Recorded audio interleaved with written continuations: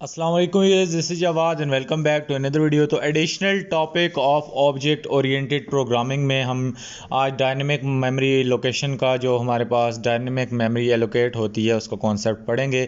Before we learn about the dynamic memory allocation, let's look at some limitations of an array.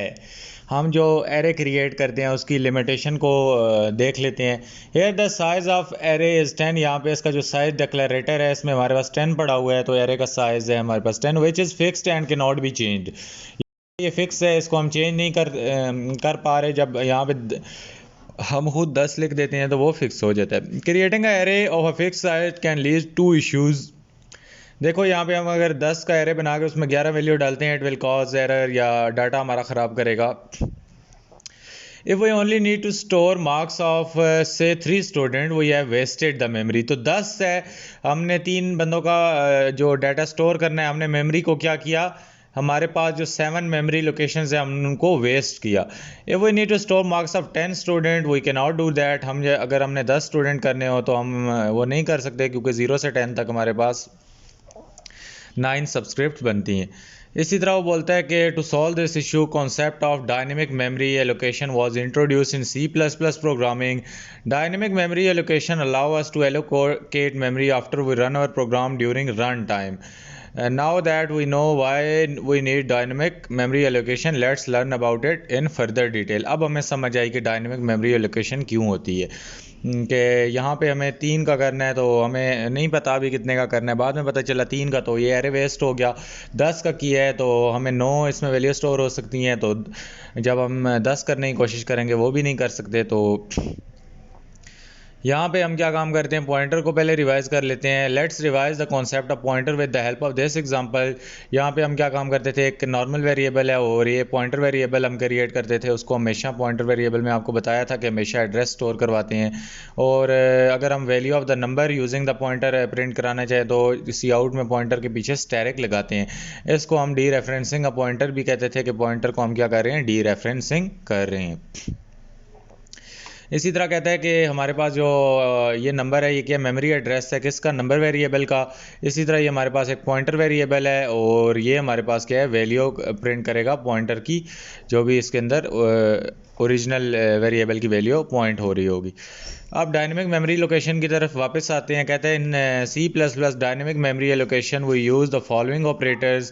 जिस तरह हम new और delete का operator use करते हैं। न्यू का ऑपरेटर क्या करता है, dynamically allocates the memory during run time, और डिलीट क्या करता है, clears the memory allocated memory after it is of no use to us. तो पहले ये अलॉट कर देते हैं मेमोरी जितनी यूज़ होती है रन टाइम पे, और बाद में क्लियर कर देता है जो कि हमारे पास फालतू मेमोरी होती है उसको।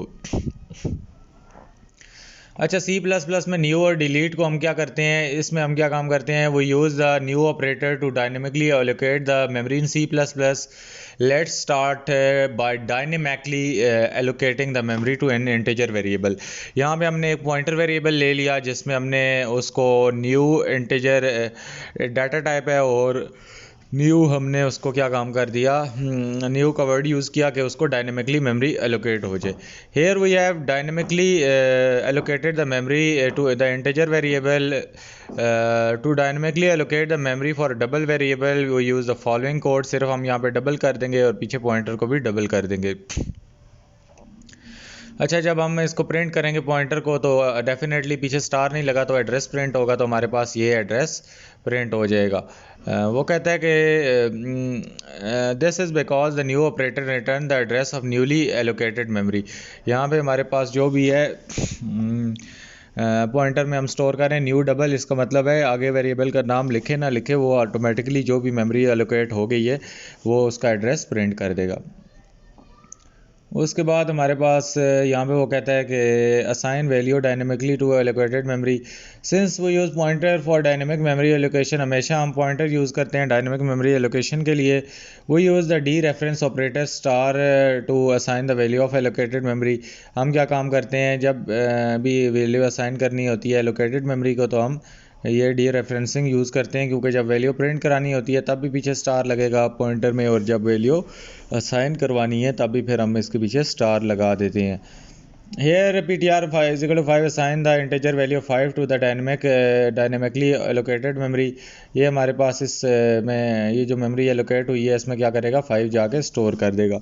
Next we will learn how to deallocate the newly memory. इसको हम क्या काम करते हैं, डी एलोकेट करने के लिए डिलीट ऑपरेटर यूज़ करते हैं। और ये क्या काम करता है, जिस तरह हमने यहाँ पे पॉइंटर ले लिया, एक मेमोरी एलोकेट हो गई और उसको हम जब डी लोकेट करना चाहते हैं, डी एलोकेट करना चाहते हैं, तो हमारे पास सिंपली हम डी लिख के डिलीट लिख का कीवर्ड लिख के आगे पॉइंटर के वेरिएबल का जो भी नाम है वो लिखते हैं। This is important because we need to free the dynamic allocated memory once it is use. जब वो यूज़ हो गई है तो हमने बाकी मेमोरी को क्या करना होता है, फ्री करना होता है। अच्छा, डायनेमिक मेमोरी एलोकेशन का एक क्विज़ ले लेते हैं जिससे आपके कॉन्सेप्ट थोड़े मज़ीद क्लियर होंगे। तो ये आहिस्ता आहिस्ता आप लोगों को आगे मैं आपको एग्जांपल्स वगैरह कराऊंगा, प्रॉब्लम्स कराऊंगा इसी टॉपिक में, तो आपको सारा कुछ समझ आ जाएगा। फ़िलहाल आपको मोटा मोटा भी समझ आ रहा है तो इट्स ओके, आगे चलो। टू यूज़ डिलीट ऑपरेटर, हम क्या काम करते हैं, डिलीट ऑपरेटर क्या करता है, create resizable array to free the dynamic allocated memory. तो ये क्या काम करता है, फ्री कर देता है डायनेमिक एलोकेटेड मेमोरी को। अच्छा, एक एग्जांपल है, वो कहता है कि let's look at some examples. एक हमारे पास सिंपल प्रोग्राम है जिसमें हमने एक मेमोरी को एलोकेट किया है, फिर उसको डी एलोकेट किया है सिंगल इंटीजर वेरिएबल के लिए। यहाँ पे हमने क्या काम किया कि एक डायनेमिक एलोकेटेड मेमोरी ले ली, जो एक पॉइंटर वेरिएबल लिया नंबर के नाम से, और उसमें हमने न्यू इंटीजर डाल दी, मेमोरी एलोकेट कर दी। फिर हमने assign the value to the memory, उस मेमोरी को वैल्यू असाइन करने के लिए हमने पॉइंटर वेरिएबल के पीछे स्टार लगा के उसको 256 असाइन किया। जब हम ये करेंगे तो हमारे पास क्या होगा, डी रेफरेंस हो जाएगा पॉइंटर, और 256 हमारे पास क्या होगा, प्रिंट होगा। ये जब प्रिंट हो गया तो उसके बाद उस मेमोरी को हमने क्या कर दिया, डिलीट, और आगे फिर उस नंबर का नाम लिखना है, पॉइंटर वेरिएबल के पीछे स्टार नहीं लगाना जब आप डिलीट करोगे। तो यूँ हमने अपनी मेमोरी को जब हमारा सी आउट हो गया उसके बाद उसको क्या कर दिया, डिलीट कर दिया। ये मुझे लगता है एग्जांपल देख के आपको कुछ कॉन्सेप्ट मज़ीद क्लियर हो गए होंगे। इस प्रोग्राम में हमने क्या किया है, एक न्यू का कीवर्ड यूज़ किया है, उस मेमोरी के लिए इंटीजर लिख दिया, आगे वेरिएबल का नाम कुछ भी नहीं लिखा। इसको यूज़ करके हमने सीधा क्या कर दिया, डी एलोकेट कर दिया डिलीट से। अच्छा, यहाँ पे एक प्रोग्राम करते हैं, अब आपको मज़ीद अच्छी तरह समझ आएगा। यहाँ पे वो कहता है कि एक प्रोग्राम बनाओ जिसमें आप डायनेमिकली एक वेरिएबल क्रिएट करो, नॉर्मल वेरिएबल नहीं होना चाहिए, उसको मेमोरी एलोकेट करो, स्ट्रिंग वेरिएबल नेम को यूजिंग द न्यू ऑपरेटर, फिर एक यूज़र का इनपुट लेना है, फिर उसको डी एलोकेट करना है, और कहता है use the get line function to get string input. और उसका सिंटैक्स ये है, हमारे पास ऑलरेडी ये गेट लाइन का आपको मैं बता चुका हूँ लास्ट वीडियोज़ में भी। आप अपना इनपुट टेस्ट ये देते हो तो आपका आउटपुट भी डेव मस्ट नहीं आना चाहिए। तो स्टार्ट कर लेते हैं वीडियो को। कहता है कि create a dynamic allocated memory to a string variable name using the new operator। अच्छा, यहाँ पे हम क्या काम करते हैं, डायनेमिक एलोकेट कर देते हैं मेमोरी, किसको, न्यू ऑपरेटर का यूज़ करते हुए हम नेम को डायनेमिक मेमोरी एलोकेट करते हैं। तो उसने हमें वेरिएबल स्ट्रिंग कहा है, तो इधर हमें पीछे भी स्ट्रिंग लेना पड़ेगा, पॉइंटर जो भी हमने लेंगे, स्ट्रिंग के पीछे स्टार लगाएंगे, और ptr पॉइंटर ही ले लेते हैं इसका नाम। और इसमें हमने क्या काम करना है, न्यू, और अच्छा यहाँ पे हमने न्यू और फिर स्ट्रिंग ही लिखना है, आगे डाटा टाइप लिखनी होती है। उसने हमें क्वेश्चन में ये बोला है कि आपने पॉइंटर का जो नाम है वो क्या काम करना है, वो लिखना है जी नेम के नाम से। तो इधर मैंने पॉइंटर इसलिए लिखा था कि आपको समझ आए ये पॉइंटर वेरिएबल ही हम यूज़ कर रहे हैं, उसकी जगह हम कोई भी नाम यूज़ कर सकते हैं। तो उसने हमें क्वेश्चन में ये दिया है। फिर कहता है कि gate user input for name, उसने हमें कहा था कि आप गेट लाइन सीन और वेरिएबल नेम, ये वाला सिंटैक्स उसने हमें बताया हुआ था। हम उस सिंटैक्स को मैं रुको इधर एक मिनट लिख देता हूँ। यहाँ पे ये वाला उसने बोला था कि गेट लाइन के ज़रिए आपने सीन करना है और इधर वेरिएबल का नाम लिखना है जिसमें सीन कर रहे हो। तो यहाँ पे हमारे पास वेरिएबल का क्या नाम है, अभी फ़िलहाल पॉइंटर वेरिएबल का ही नाम लिखेंगे जिसमें हम वैल्यू को सीन करेंगे। तो जब भी हमने वैल्यू फिर सीन करवाएंगे तो इसके पीछे भी हम क्या काम करते हैं, स्टार लगा देंगे जो हमारा पॉइंटर वेरिएबल है। और उसके बाद हम क्या काम करेंगे, प्रिंट द नेम, हमने नेम को प्रिंट कर देना है। तो यूँ हम उस नेम को क्या काम करेंगे, प्रिंट कर देंगे। इसके पीछे भी इधर स्टार लगा देंगे। उसके बाद डी एलोकेट मेमोरी करनी है तो हम डिलीट कर देते हैं अपनी मेमोरी को, और मेमोरी का क्या नाम था, नेम है, इसके पीछे डिलीट करते वक्त कोई स्टार वगैरह नहीं लगाना। अपने प्रोग्राम को रन करके देखते हैं तो आप देख सकते हो हमारा प्रोग्राम सक्सेसफुली रन हो चुका है। अगर आपका भी सक्सेसफुली रन है इसका मतलब है आपके कॉन्सेप्ट क्लियर है। सिंपली हमने एक पॉइंटर वेरिएबल ले लिया, उसको डायनेमिक मेमोरी एलोकेट कर दी। इसका कोई वेरिएबल का नाम नहीं होता, न्यू लिख के आगे उसकी डाटा टाइप लिखनी होती है। सीन में जब आपको बताया कोई नंबर इससे में इनपुट करवाओगे, पॉइंटर वेरिएबल में स्टार लगाओगे, सी आउट कराओगे, इसके पीछे स्टार लगाओगे। डिलीट करते वक्त इसको सादा रखना है। तो आगे चलते हैं हम अगले कॉन्सेप्ट पे, जिसमें वो कहता है कि डायनेमिक मेमोरी लोकेशन हम क्या करेंगे, एरे में किस तरह कराएंगे। इससे पहले हम क्या काम करें, इम्प्लीमेंट करें, तो आपको एरे को रिवाइज करवा देता हूँ थोड़ा बहुत। एरे का कॉन्सेप्ट आपको सही तगड़ा आना चाहिए, अदरवाइज़ इसमें आपके पास मसला होगा। और एरे में आप लोगों ने यूजिंग पॉइंटर इनपुट लेने के लिए मैंने आपको बताया था कि आप नंबर्स प्लस आई करते हो, जो भी आपका एरे का नाम होता है प्लस आई करते हो, उसको होल ब्रैकेट में कवर करके पीछे स्टैरिक बायर लगाते हो। तो यूँ हम एरे में क्या काम करते थे, एक एरे बना लेते थे, इसको हमने खाली छोड़ा है। इसका डिक्लेरेटर मतलब कंपाइलर खुद डिटेक्ट कर लेगा जो भी आगे उसके अंदर हम वैल्यूज़ डालेंगे, उसको अंदाज़ा लगा के इसका साइज़ डिसाइड करेगा। फिर हम प्रिंट, हमने पता है कि एरे के हम जो भी एलिमेंट्स हैं, जो भी हमारे पास एरे के अंदर चीज़ें पड़ी होती हैं, उनको हम एलिमेंट बाय एलिमेंट एक्सेस करते हैं यूजिंग सबस्क्रिप्ट्स।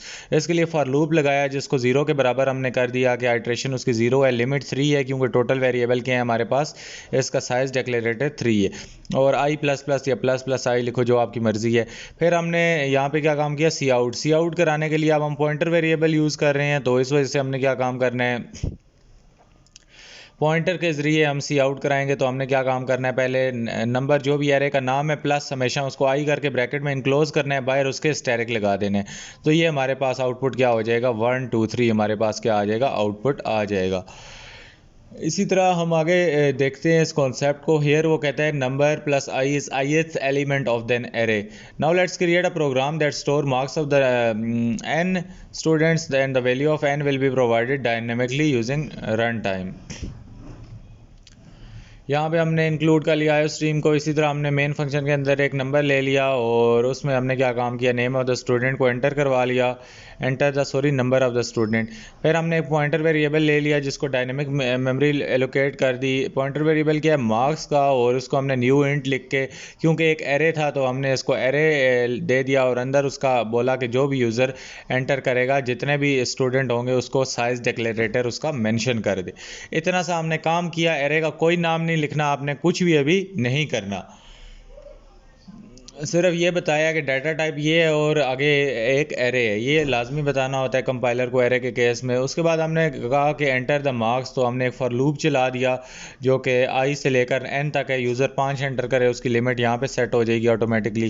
फिर हमने सीन मार्क्स, जब जो चीज़ भी सीन करवानी है और या सी आउट करानी है, ब्रैकेट डालनी है, और इधर हमारे पास एरे का जो भी नाम है या हमारे पास पॉइंटर वेरिएबल का नाम है मार्क्स है, और प्लस आई करना है और बाहर उसके स्टैरिक का साइन लगा के सेमीकोलन से एंड करना है।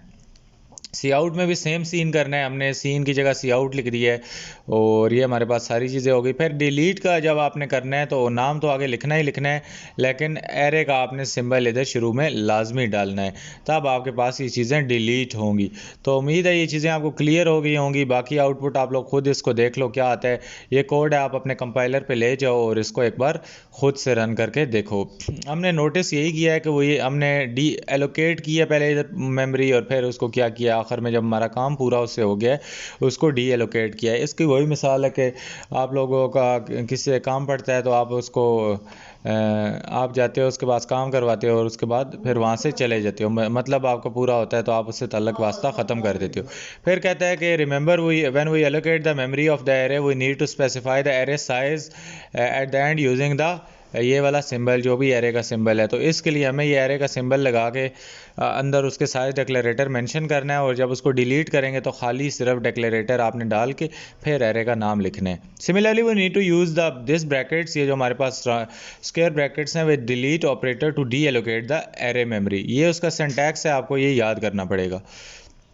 क्विज ले लेते हैं। कहते हैं what is the correct way to allocate the memory to store 20 integer data. अच्छा 20 इंटीजर डाटा है, इसको हमने क्या काम करना है, स्टोर करना है। तो सिंपली हम पॉइंटर वेरिएबल ले लेंगे और पॉइंटर वेरिएबल में जो भी एरे का नाम है वो नहीं लिखेंगे। सिंपली हम क्या काम करेंगे, 20 इंटीजर डाटा है तो इसको हम यहाँ पे डिक्लेरेटर आपको बताया कि हमेशा इधर आगे आएगा और उसका साइज़ हमारे पास मेंशन होगा। पॉइंटर वेरिएबल हमने लाजमी लेना होता है, इस ऊपर वाले में पॉइंटर वेरिएबल नहीं है तो ये हमारे पास क्या है, करेक्ट ऑप्शन है, यही हमारे पास करेक्ट वे है इसको करने का। अच्छा एक और प्रॉब्लम डिस्क्रिप्शन है जो कि बहुत ज़्यादा ही ईजी लग रही है। इसमें एक हमने सिंपली प्रोग्राम बनाना है जो कि एलोकेट करेगा मेमोरी एरे को, फिर वही काम करना है, इंटीजर डिक्लेयर करने हैं, इनपुट लेना है और एलोकेट मेमोरी करनी है, फिर इनपुट की वैल्यू लेनी है प्रिंट करके, फिर I think so D allocate भी कर देंगे उसको। टेस्ट इनपुट आप 325 31 64 डालोगे तो आपका एक्सपेक्टेड आउटपुट ये आना चाहिए। तो इसका स्क्रीनशॉट ले लो और अभी हम स्टार्ट कर लेते हैं अपने चैलेंज को, जिसमें उसने कहा है कि create a program to allocate the memory to an array dynamically. अच्छा यहाँ पे हमने डिक्लेयर एंड इंटीजर हमने डिक्लेयर कर लिया है इंटीजर, और उसके बाद एंड पॉइंटर एज कहता है declare an integer and pointer age get input for n. यहाँ पे हमने इनपुट ले लिया है और उसके बाद बोलता है कि allocate the memory to age to store N data of integer type. Simply यहाँ पे क्या काम कर देंगे, पॉइंटर वेरिएबल जो भी उसने हमें कहा है कि वो ले लो, तो हम यहाँ पे पॉइंटर वेरिएबल ले लेंगे इंटीजर ये सारा। तो हम यहाँ पे इंट स्टार पॉइंटर वेरिएबल उसने किस नाम का कहा है, आप एज नाम का ले लो और उसको क्या कर दो, allocate age to store and data for integer type. तो इसको हम न्यू करते हैं, न्यू करके इंटीजर डाटा टाइप जो भी है वो इसको रिसीव करेगा। ये हमारे पास create a program to allocate memory to an array dynamically, यहाँ पे एरे को करना है। तो फिर हमारे पास at the end of the day इधर एरे का भी वो आ जाएगा और इसी तरह हमारे पास इसका साइज डिक्लेरेटर अंदर ये रिसीव करेगा एन। अब यहाँ पे इनपुट वैल्यूज़ लेनी है तो सिंपली हम इसी को कॉपी कर लेते हैं और इनपुट का भी यही मेथड होगा, हम एक फॉर लूप लगा लेंगे जिसकी range i is equal to 0, i is less than n और आई प्लस प्लस। इसमें सी आउट की जगह हम क्या कर देंगे, सी इन कर देंगे। और सी इन आपको पता है कि क्या करेंगे, यहाँ पे जो भी एरे का नाम है, एरे का नाम पहले ब्रैकेट डाल लेंगे, आपको मैंने सिखाया है, पहले ब्रैकेट डाल लो, उसके अंदर एरे का नाम लिख लो और सिंपली प्लस आई कर लो, बाहर आ जाओ और बाहर इसके स्टैरिक का साइन डाल दो। यूँ हमने सीन करवा लिया है और इसी चीज़ को हम क्या काम करेंगे, सी आउट करवाते वक्त भी यही करेंगे। इसको यहाँ से ही आप लोग कॉपी करके इधर कर लो, पेस्ट कर लो और इधर भी हम आके वापस पेस्ट कर देते हैं। तो ये हमारे पास सीन हो गया, एक जगह पे सी आउट हो गया। और एक बार दोबारा अपने प्रोग्राम को गो थ्रू कर लेते हैं, फिर इसको रन करते हैं।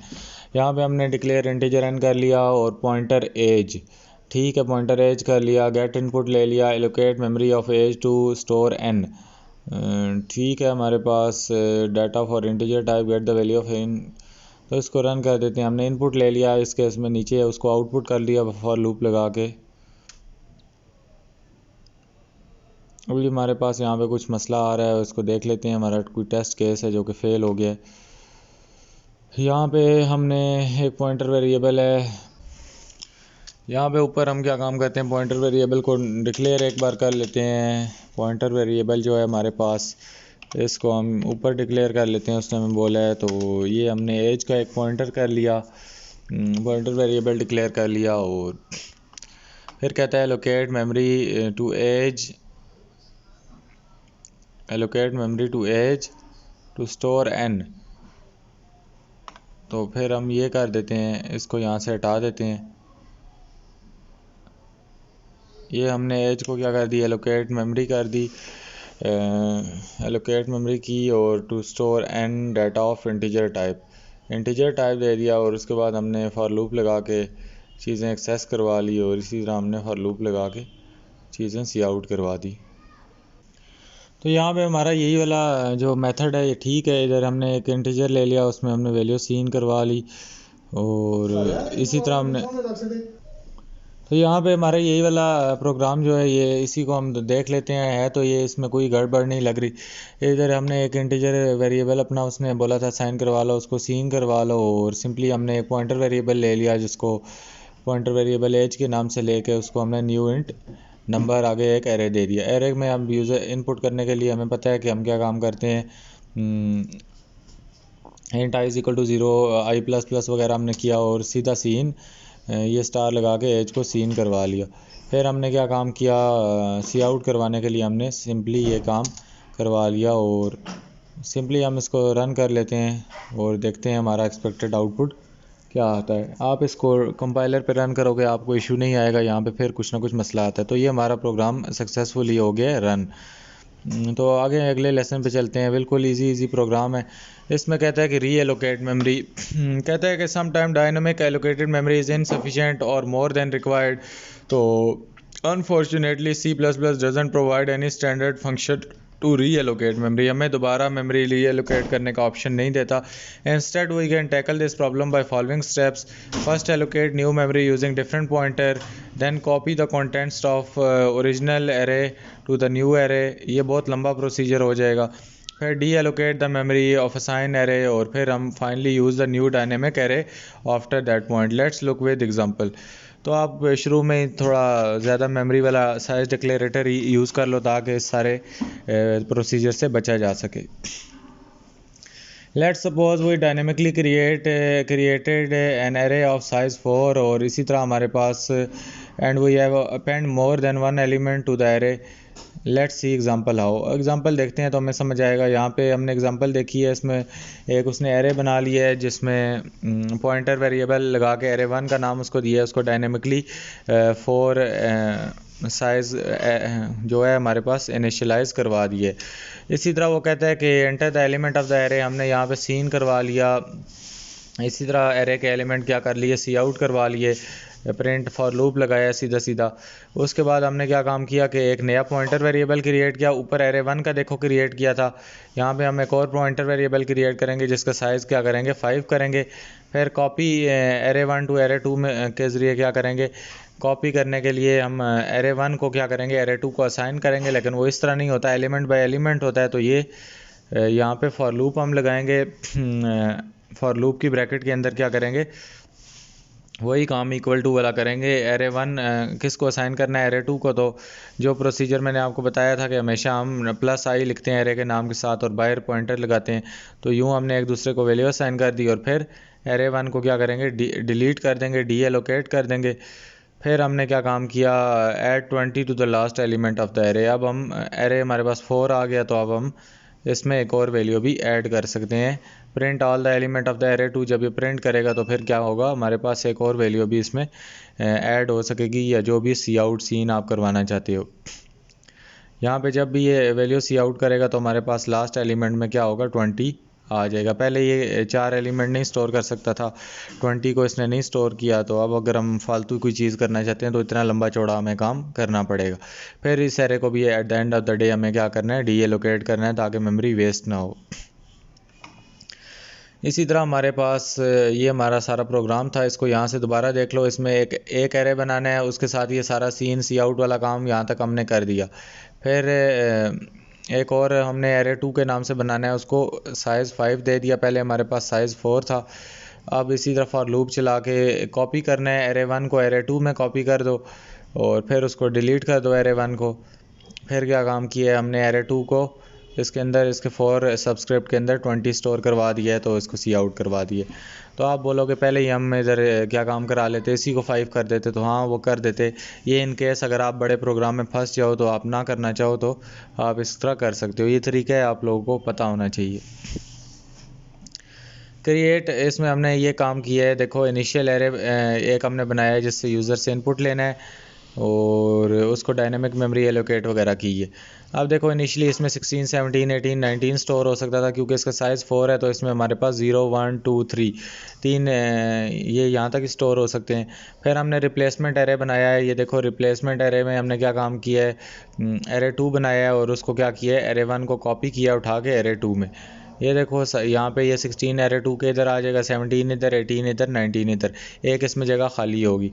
अब जो जगह खाली होगी ये जब कॉपी हो जाएंगे फिर हम दोबारा फॉर लूप लगाएंगे। क्या काम करेंगे, डी एलोकेट ओरिजिनल, अब वो पहला एरे है उसको हम डी एलोकेट कर देंगे, ख़त्म कर देंगे।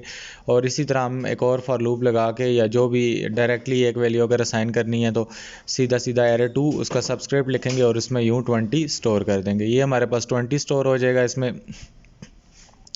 फिर नए एरे को प्रिंट कर देंगे यूजिंग फॉर लूप।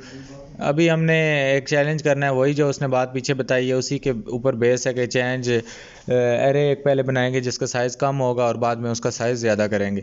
तो एक प्रोग्राम बनाना है, बिल्कुल इजी प्रोग्राम है, इसका स्क्रीनशॉट लो, हम इसको जल्दी जल्दी स्टार्ट करते हैं। एक डिक्लेयर करना है एरे और उसको 3 साइज़ लेना है, फिर उससे इनपुट लेना है और उसके बाद एक और इंटीजर वेरिएबल लेना है, सॉरी पॉइंटर लेना है मार्क्स 2 का, जिसमें 2 मेमोरी एड्रेसेस डालने हैं। इसी तरह हमने फ़र्स्ट और सेकंड को फर्स्ट में कॉपी करना है और फिर हमने क्या काम करना है, डी एलोकेट कर देना है फर्स्ट को और फिर प्रिंट कर देना है सेकंड को, फिर eight the end of the day second को भी डी एलोकेट करना है। आपका जो इनपुट है वो 5 6 7 आप डालोगे तो आपका इनपुट 5 6 होगा। इसमें यह है कि पहले एरे 3 साइज़ का था और उसको छोटा करके हमने 2 का करना है, तो डी एलोकेट करना है जो भी करना है। यहाँ पे हमने क्या काम किया, एक मार्क्स 1 का एरे बना लिया और वो कहता है कि एलोकेट स्पेस फॉर मार्क्स 1। यहाँ पे हमारे पास जो स्पेस उसको एलोकेट करनी है, न्यू डालते हैं, इंट डालते हैं, सॉरी यहाँ पे हमने न्यू डाला, इंट डाला और इसका साइज़ उसने हमें कहा है 3 एलोकेट कर दो, दैट्स इट। उसके बाद अगले पॉइंट में वो कहता है get input value for 3 elements, तो सीन करवा दिया हमने। सीन करवा के जब भी हमें एलिमेंट्स के लिए वैल्यू लेनी है तो मार्क्स 1 एरे का नाम मार्क्स 1 प्लस आई होगा हमेशा के लिए, पूरी ज़िंदगी के लिए आपने ये चीज़ याद रखनी है। फिर प्रिंट इसको करना है, सी आउट जब करवाना है तो सी आउट के लिए ब्रैकेट आएगी, अंदर बाहर पॉइंटर वेरिएबल आ गया मार्क्स प्लस आई, MAKS नहीं है MARKS है, आपने स्पेलिंग का बहुत ज़्यादा ध्यान रखना है। फिर हमने क्या करना है, एक नया एरे बनाना है। अब हमने नया एरे बनाना है मार्क्स 2 का, इसको हमने न्यू चीज़ें एलोकेट करनी है तो हमने इसको ये कर दिया। डाटा टाइप इसने ले ली इंटीजर की, एरे है तो एरे की निशानी इसको मिलनी चाहिए, साइज़ इसका 2 है। पुराने के अंदर 3 एलिमेंट थे, हम एक एलिमेंट को निकालना चाहते हैं, हमारी उससे दुश्मनी है, इसलिए हम 2 साइज़ का एरे बनाएंगे ताकि उसको ज़बरदस्ती निकाला जा सके। कॉपी करना है फर्स्ट एरे एलिमेंट को सेकंड एरे एलिमेंट में, वो कहता है copy first 2 element of marks 1 two marks 2। इसी तरह यहाँ पे हम फॉर लूप नहीं चला रहे, फॉर लूप नहीं चलाएंगे तो फिर हमें क्या करना पड़ेगा, उसको एलिमेंट बाय एलिमेंट डील करना पड़ेगा और उसको कॉपी करना पड़ेगा। यहाँ पे वो कहता है फर्स्ट 2 एलिमेंट कॉपी करने हैं सेकंड एरे में, तो मार्क्स 2 के अंदर जो भी उसकी सबस्क्रिप्ट है, मार्क्स 2 के अंदर हम क्या काम करते हैं, मार्क्स 2 के अंदर हमारे पास जो ज़ीरो वाली सबस्क्रिप्ट है उसमें क्या करते हैं, मार्क्स 1 का ज़ीरो इधर डाल देते हैं MARKS 1, उसके अंदर जो ज़ीरो सबस्क्रिप्ट है वो कॉपी हो जाए मार्क्स 2 में। इसी तरह मार्क्स 2 की जो 1 सबस्क्रिप्ट है, मार्क्स 1 की 1 सबस्क्रिप्ट के इधर कॉपी हो जाए मार्क्स 1। ये देखो मार्क्स जो हमारे पास 1 के 0 एलिमेंट में पड़ा है वो 2 के 0 में स्टोर हो जाए, जो 1 के 1 में पड़ा है वो 2 में हो जाए। ये हम कॉपी कर दिया एक एरे को दूसरे एरे में, क्योंकि ज़्यादा एलिमेंट नहीं थे तो फॉर लूप हमने नहीं लगाया, हमने इसको दूसरी तरह कर दिया। एरे आपने पढ़े होंगे तो फॉर लूप के अलावा अगर एंट्री करनी हो तो हमें एलिमेंट बाय एलिमेंट यूँ एक एक करके करना पड़ता है। फिर डी एलोकेट करना है मार्क्स 1 को, तो डी एलोकेट के लिए सिर्फ DELET डिलीट करना है। एरे है तो एरे की निशानी उसको देनी है। अच्छा जी, निशानी दे दी, एरे का नाम क्या है, मार्क्स 1 है, तो ये डाल के सेमीकोलन से इसको हम एंड कर देंगे और हमारे पास ये डिलीट हो जाएगा। अच्छा, प्रिंट करना है एलिमेंट ऑफ मार्क्स 2। मार्क्स 2 हमारे पास क्या चीज़ है, एरे है कि पॉइंटर है, क्या है, हमारे पास एरे है। तो यहाँ पे हम एरे ऑफ मार्क्स 2 को प्रिंट कर देंगे। अच्छा, यहाँ पे 2 एलिमेंट है तो हम उनको क्या अब वो करें, तो इस वजह से फॉर लूप दोबारा नहीं लगा रहे, तो हम उनको मार्क्स 2 है उसका नाम और इसी तरह उसका 0 सबस्क्रिप्ट इधर प्रिंट कर देंगे सी आउट में। इसी तरह हमारे पास उसका फर्स्ट सेकंड सबस्क्रिप्ट जो भी है फर्स्ट सब्सक्रिप्ट है वो इधर हम प्रिंट कर देंगे।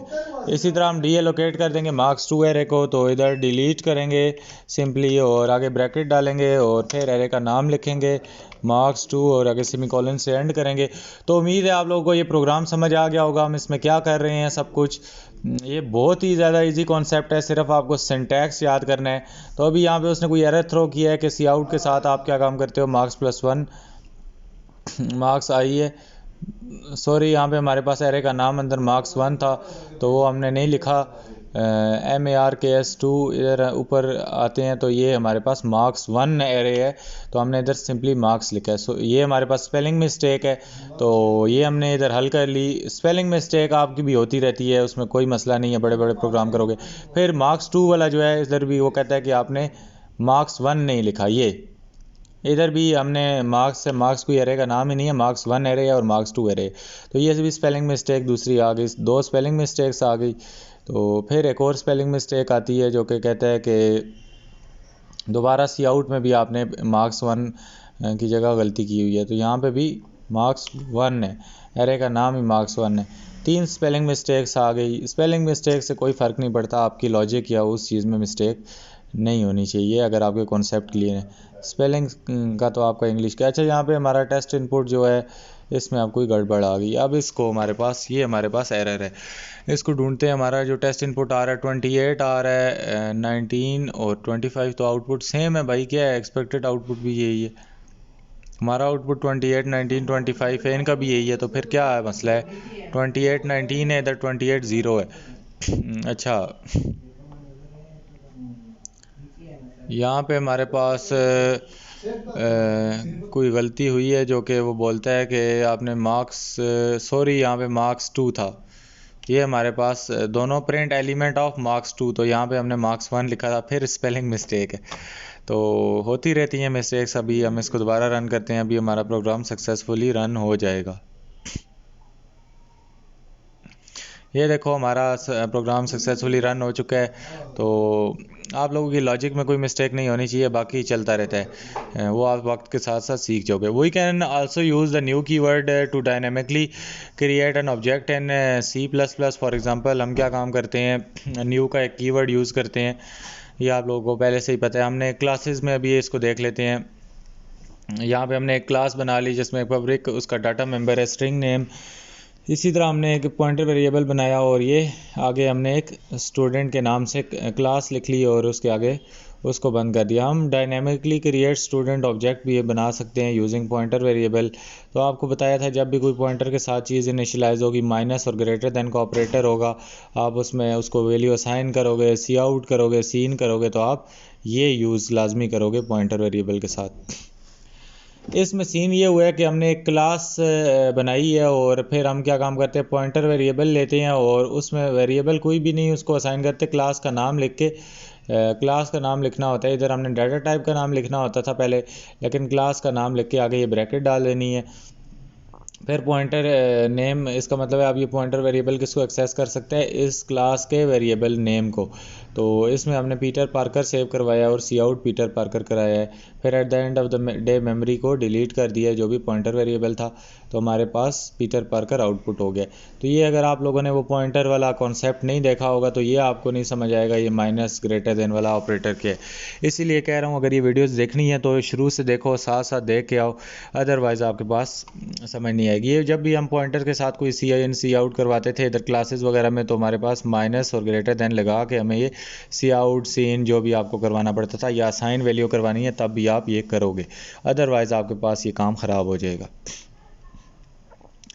इस एग्जांपल में हमने यही किया है कि एक डायनेमिक डिक्लेयर स्टूडेंट ऑब्जेक्ट हमने बनाया है। स्टूडेंट का जो हमारे पास न्यू का कीवर्ड है उसके अंदर क्लास का नाम लिखना है और बस ये उसका सिंटैक्स है। उसके बाद जब वैल्यू असाइन करनी है तो पॉइंटर के साथ ये डाल के लाजमी असाइन करनी है, क्योंकि ऑब्जेक्ट नहीं है यहाँ पे, ऑब्जेक्ट की जगह पॉइंटर वेरिएबल है, तो पॉइंटर वेरिएबल की जगह डॉट ऑपरेटर की जगह ये माइनस और ग्रेटर देन लगेगा।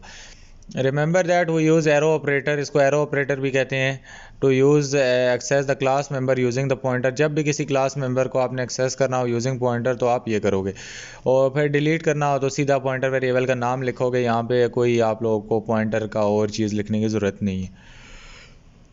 अच्छा, एक क्विज ले लेते हैं जिसमें वो कहता है how do we create the object circle class dynamically. अभी एक हमारे पास सर्कल है, ऑब्जेक्ट है, उसकी क्लास डायनेमिकली क्रिएट करनी है, तो एक पॉइंटर वेरिएबल ले लेंगे और फिर हम क्या काम करेंगे, उसकी आगे क्लास एक्सेस करेंगे। यहाँ पे हमने सर्कल क्लास का नाम लिख लिया, इसी तरह सर्कल वन आगे कोई भी वेरिएबल है और उसके बाद न्यू का कीवर्ड यूज़ करके सर्कल लिख के ये लिखे।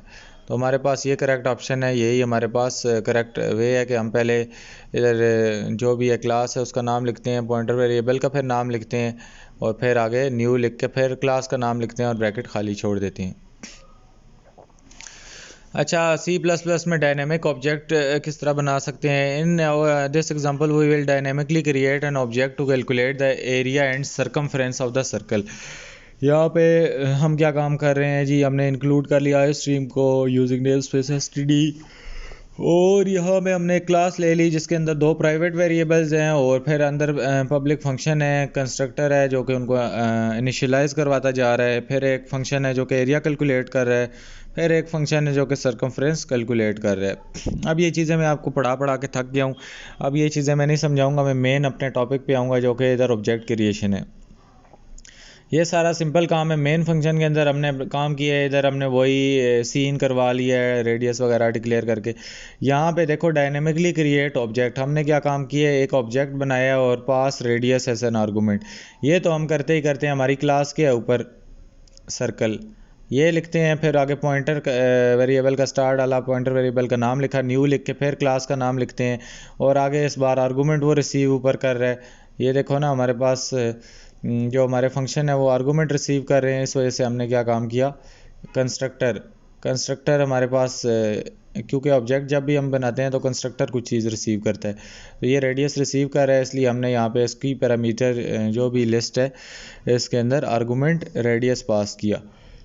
फिर एरिया ऑफ द सर्कल जब हम निकालेंगे तो एरिया के वेरिएबल में स्टोर करना है, तो जब यहाँ पे देखो पॉइंटर है तो पॉइंटर के साथ ये माइनस वो लगाएंगे, ऑब्जेक्ट का नाम लिख के और फिर ये डालेंगे और फिर कैलकुलेट एरिया। डॉट ऑपरेटर यहाँ पे नहीं लगेगा पॉइंटर के केस में। इसी तरह जब सरकमफ्रेंस निकालेंगे तो उस फंक्शन को कॉल करेंगे और सर्कल के साथ कैलकुलेट सरकमफ्रेंस वाला फंक्शन कॉल करेंगे।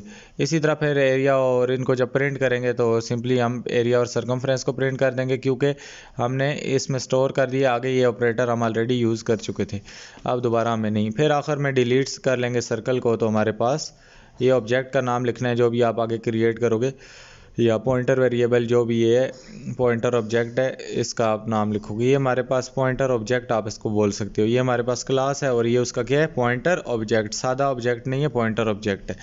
जिस तरह मैं नीचे ऑब्जेक्ट में वेरिएबल वो आर्गूमेंट पास करते थे उसकी पैरामीटर लिस्ट में, इसी तरह ये क्लास है, ये पॉइंटर ऑब्जेक्ट है और ये हमारे पास क्या है, दोबारा क्लास का नेम है और उसकी पैरामीटर में रेडियस। तो उम्मीद है ये आपको क्लियर हो गया होगा। इसी तरह ये चीज़ें हमने इसमें चेंज की है, ये हमारे पास क्लास है, ये उसका ऑब्जेक्ट है, कौन सा ऑब्जेक्ट है, पॉइंटर ऑब्जेक्ट। देखो सर्कल का ऑब्जेक्ट बना के हम उसको पास कर रहे हैं, ये आर्गूमेंट, ये कौन आर्गूमेंट रिसीव करेगा, कंस्ट्रक्टर करेगा। दोबारा ये डायग्राम भी बनी हुई है, आप इसको भी देख के मज़ीद समझ सकते हो कि ये हमारे पास एक क्लास है सर्कल की जिसमें एक कंस्ट्रक्टर है जो कि रेडियस को एक्सेप्ट कर रहा है। तो डेफिनेटली ऑब्जेक्ट जब हम बनाते हैं तो ऑटोमेटिकली कंस्ट्रक्टर इनिशियलाइज हो जाता है, तो इसी वजह से हम इसको रेडियस पास करेंगे, ये कैच करेगा और ये रेडियस वेरिएबल को असाइन करेगा, रेड रेडियस वेरिएबल को। रेडियस वेरिएबल हमारा कहाँ पड़ा है, रेडियस वेरिएबल ये हमारे पास पड़ा है, इसको वैल्यू असाइन हो जाएगी। Next we pass literal.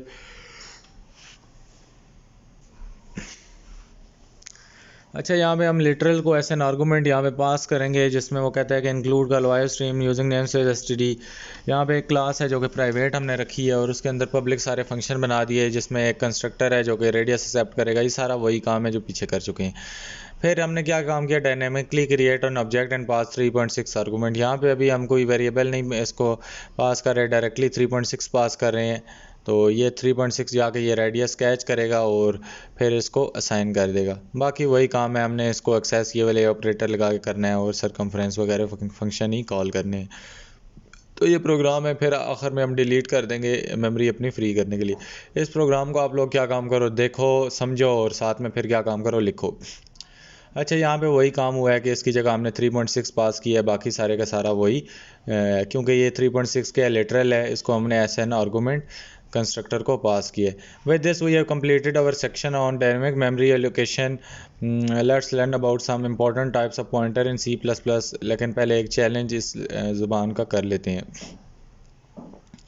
आखिरी चैलेंज है हमारा इस डायनेमिक मेमोरी लोकेशन से, और सॉरी डायनेमिक ऑब्जेक्ट क्रिएशन से, कि हमारे पास जो डायनेमिक मेमोरी एलोकेशन होती है उसमें हम डायनेमिक ऑब्जेक्ट किस तरह बना सकते हैं यूजिंग पॉइंटर्स वगैरह वगैरह वगैरह।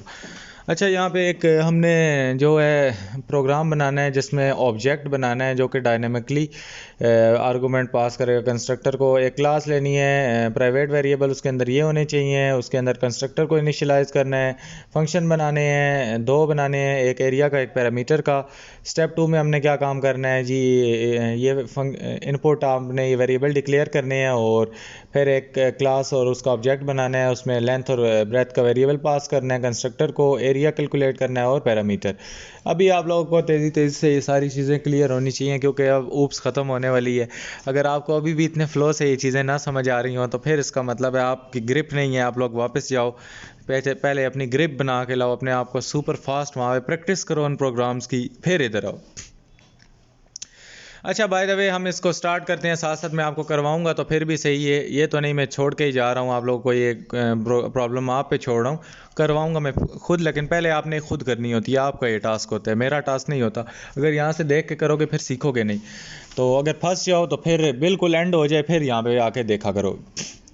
हमने क्या काम किया, एक रेक्टेंगल बना लिया जिसमें उसने कहा था कि मेंबर वेरिएबल बना लो डबल के, लेंथ ब्रेथ के, ये हमने बना लिए। तो ये हमारा पहला पॉइंट कवर हो गया। फिर कहते हैं इनिशियलाइज यूजिंग कंस्ट्रक्टर, तो हमने एक कंस्ट्रक्टर बना लिया और डबल लेंथ और डबल ब्रेथ दे दिया। तो ये हमारे पास क्या करेगा, लेंथ है जो हमारे पास LENGTH लेंथ है, ये किसको असाइन कर देगा, अंदर जो है हमारे पास लेंथ है, ये हमारे पास लेन को असाइन हो जाएगी। और उसके बाद ये जो हमारे पास है BRTH, ये जो ब्रेथ है ये हमारे पास किस वेरिएबल को असाइन हो जाएगी। अब ये ना बोलना ये कंस्ट्रक्टर कैसे हो रहा है, ये कंस्ट्रक्टर आपको मैं बहुत डिटेल से पढ़ा चुका हूँ। BREADTH, ये ब्रेथ हमने इसको असाइन करवा दी। फिर बोलता है, ये हमारा दूसरा पॉइंट भी तकरीबन कंप्लीट हो गया है, create a function calculate area. हमने क्या काम किया, कैलकुलेट एरिया फंक्शन किया जो रिटर्न करेगा product of length and breadth. तो LENGTH और प्रोडक्ट क्या करेगा, BREADTH।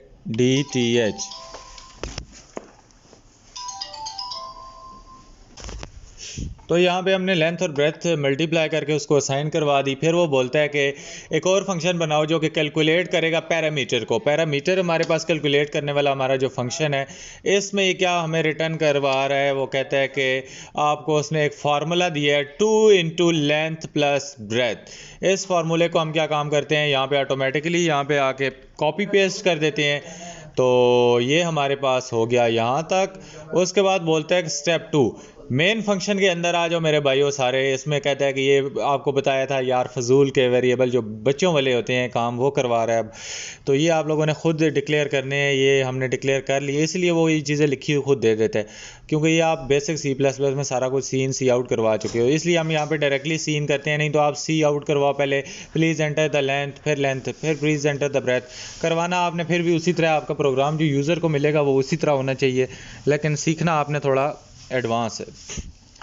फिर हमने वो बोलता है कि आप लोगों ने क्या काम करना है कि print the area and parameter of the rectangle by calling the calculate area function. अच्छा, यहाँ पे वो जो उसने बात की है कि डायनेमिकली क्रिएट रेक्टेंगल ऑब्जेक्ट। तो रेक्टेंगल का ऑब्जेक्ट हमने बनाना है और उसको पास करनी है लेंथ और ब्रेथ। तो रेक्टेंगल हमारे पास जो मेन क्लास है उसका नाम हमने लिखना है, उसके आगे एस्टेरिक डालना है और उसको हमने डायनेमिकली एलोकेट करना है ना। डायनेमिकली एलोकेट जब हम करेंगे तो यहाँ पे न्यू का वर्ड ऐसा हो सकता है कि ना हो। न्यू का वर्ड डाल के हमें क्या लिखना पड़ता है, अपने मेन क्लास का नाम लिखना पड़ता है रेक्टेंगल, ये हमने लिख दिया। और वो कहते हैं इसको लेंथ और ब्रेथ एस एन आर्गूमेंट क्या करो, कंस्ट्रक्टर को पास करो। तो हम यहाँ पे LENGTH लेंथ पास करते हैं कंस्ट्रक्टर को, और यहाँ पे कंस्ट्रक्टर को हम क्या करते हैं, ब्रेड पास करते हैं, ब्रेड नहीं ब्रेथ जो भी ट्रायंगल की होती है। तो ये हमारे पास, ये हमने पास कर दी। वो कहते हैं get the area of rectangle. अब यहाँ पे उसने कंस्ट्रक्टर को हमने वैल्यू पास कर दी, तो कहते हैं print the area and parameter of the rectangle by calling the calculate area and calculate parameter function. तो यहाँ पे उसने बहुत ज़्यादा इंपॉर्टेंट बात की है कि जो ऊपर हमने फंक्शन बनाए हैं अब वो किस दिन हमारे काम आएंगे। तो हम यहाँ पे कैलकुलेट एरिया के नामी फंक्शन को कॉल करते हैं, और सिंपली उसने कहा है कि जब पैरामीटर आपने कैलकुलेट करना है तो कैलकुलेट पैरामीटर के फंक्शन को हमने सिंपली क्या करना है, कॉल आउट करना है, और उसको किस में स्टोर कराना है, एरिया में और पैरामीटर में। अब मेन बात यहाँ पे आती है, आप लोग मुझे ये बताओ कि हम यहाँ पे अपने ऑब्जेक्ट का जो भी नाम है दैट इज़ रेक्टेंगल, हम रेक्टेंगल डॉट कैलकुलेट एरिया करेंगे या क्या करेंगे। आप लोगों के जहन में जिस जिसके डॉट आ रहा है वो यहाँ पे डॉट लगा के अपनी जल्दी से प्रोग्राम करे, वीडियो को छोड़ के यहाँ से चला जाए और फिर देखे। लेकिन हम यहाँ पे डॉट नहीं करेंगे, हम अपने ऑब्जेक्ट का नाम लिखेंगे रेक्टेंगल माइनस और ग्रेटर देन का सिंबल लगाएंगे। This is the beauty of this. ये क्योंकि हमारे पास ये क्या है, ये पॉइंटर ऑब्जेक्ट है। पॉइंटर ऑब्जेक्ट को जब हम सी आउट करवाएंगे या हम उससे कोई फंक्शन कॉल करवाएंगे, it is not possible without the beauty of this arrow head operator. इसको एरो ऑपरेटर कहो, जो मर्जी कहो, क्योंकि ये एक माइनस और आगे तीर लग के ये एरो बन जाता है। इसको एरो ऑपरेटर आप लोग बुला सकते हो, उसका ये नाम है। आप लोग इसको जो मर्जी बुलाओ, इसको बुरा नहीं लगता, लेकिन एरो ऑपरेटर बुलाओगे तो इसको अच्छा लगेगा। फिर हमने क्या काम करना है, delete the free memory. Free memory अब हमारे पास किधर आ गई, ऑब्जेक्ट के अंदर आ जाती है। ऑब्जेक्ट हमारे पास जो है वो इतना शक्तिशाली हो जाता है कि उसके पास क्या आ जाती है, फ्री मेमोरी। फ्री मेमोरी हम इस रेक्टेंगल को हम क्या काम करेंगे, ऑब्जेक्ट को ही हम ख़त्म कर देंगे, तो हमारे कंप्यूटर से जितनी भी फ्री मेमोरी का कॉन्सेप्ट है वो क्या होगा, दफन हो जाएगा। तो यहाँ पे हमारे पास हमारा प्रोग्राम कंप्लीट हो गया। अभी हम इसको रन करते हैं और देखते हैं कि इसमें क्या कमियां पेशियां रह गई हैं।